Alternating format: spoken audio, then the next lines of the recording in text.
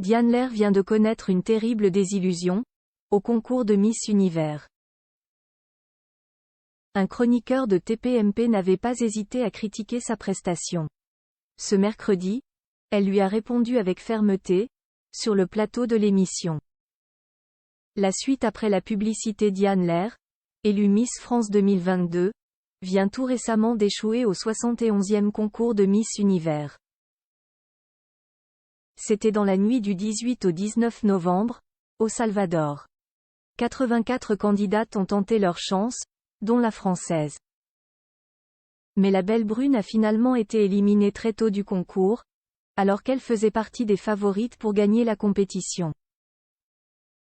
Elle n'a hélas même pas obtenu de classement puisqu'elle n'est pas allée au-delà de la demi-finale et ne figure donc pas dans le top 20.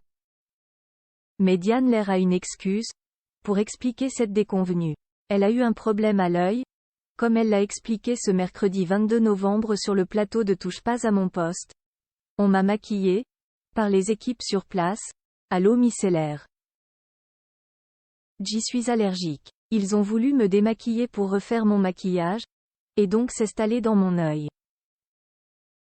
Ce qui n'est pas une excuse valable d'après Jacques Cardoz, qui s'était exprimé il y a 2 jours sur ce sujet. Cela tombe bien, il était présent ce soir sur le plateau et Diane Lair a donc pu lui répondre.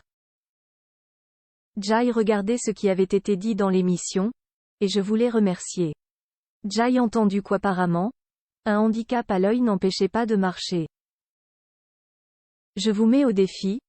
Mettez des talons de 15 cm, en maillot de bain, un œil en moins, et je vous regarde sur scène. A-t-elle répondu au chroniqueur, avec fermeté donc. Un talent caché de quoi amuser les chroniqueurs, dont son rival Gilles Verdez qui l'a invité à relever le défi de Diane Lair devant tout le monde, dès ce soir. Proposition bien évidemment ignorée par Jacques Cardoz. Mais on peut supposer que si le journaliste a commenté le manque d'équilibre et d'agilité de Diane Lair lors du concours ce week-end, c'est parce qu'il a tout récemment démontré sur le plateau de TPMP que lui n'en manque pas. En effet, si lui disposait effectivement à ce moment-là de ses 2 yeux, l'ancien directeur de la communication de l'OM a récemment fait une chorégraphie digne d'un danseur étoile face aux chroniqueurs. Un métier qu'il a approché de près, avant de finalement se lancer dans le journalisme. La suite après la publicité. La suite après la publicité.